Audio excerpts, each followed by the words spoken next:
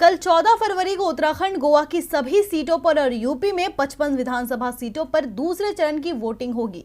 UP में पहले चरण में 58 सीटों पर मतदान हो चुका है। वोटिंग को लेकर चुनाव आयोग ने पूरी तैयारियां कर ली है। भारी मात्रा में सुरक्षा बलों के जवानों को तैयार किया गया है। अब नजरें मतदाताओं पर है। उत्तराखंड की सभी 70, गोवा की 40 विधानसभा सीटों के साथ उत्तर प्रदेश की 55 सीटों के लिए कल मतदान होना है। मतदान की पूरी तैयारी हो चुकी है। पोलिंग पार्टियां मतदान स्थल पर पहुंच गई हैं।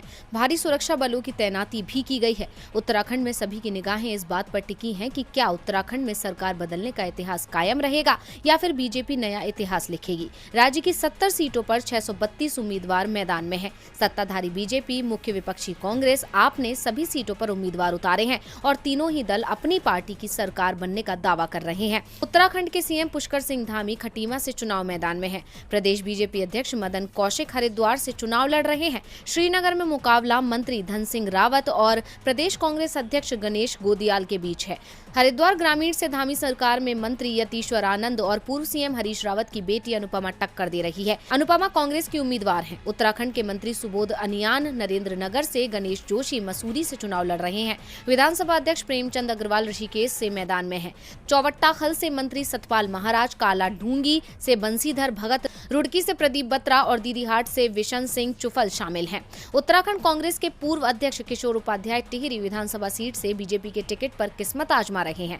कांग्रेस की ओर से सीएम पद के उम्मीदवार माने जा रहे हरीश रावत लालकुआ सीट से चुनाव लड़ रहे हैं। 2017 के विधानसभा चुनावों में भाजपा ने 70 में से 57 सीटें जीती थी, लेकिन राज्य का इतिहास बीजेपी को डरा रहा है। यहाँ कांग्रेस और बीजेपी के बीच मुकाबला माना जा रहा है। दूसरी ओर गोवा की सभी 40 सीटों पर भी कल ही वोट डाले जा रहे हैं। बीजेपी ने सभी 40 सीटों पर अपने उम्मीदवार उतारे हैं, तो कांग्रेस गोवा फॉरवर्ड पार्टी के साथ चुनाव लड़ रही है। टीएमसी और एमजेपी के बीच गठबंधन है, तो शिवसेना और एनसीपी के बीच गठजोड़ हुआ है। गोवा के 40 विधानसभा सीट के लिए 301 उम्मीदवार मैदान में हैं। राज्य की राजधानी पणजी की सीट सबसे ज्यादा चर्चाओं में बनी हुई है।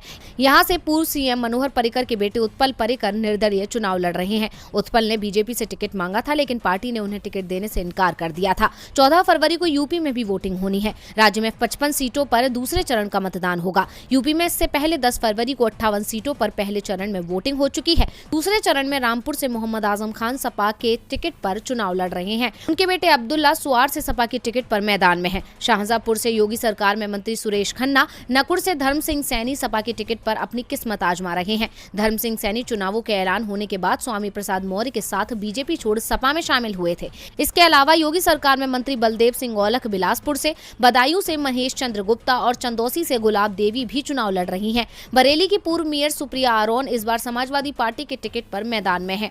उन्हें पहले कांग्रेस ने अपना उम्मीदवार बनाया था, लेकिन आरोन सपा में शामिल हो गई और वो बरेली टिकट से चुनाव लड़ रही हैं।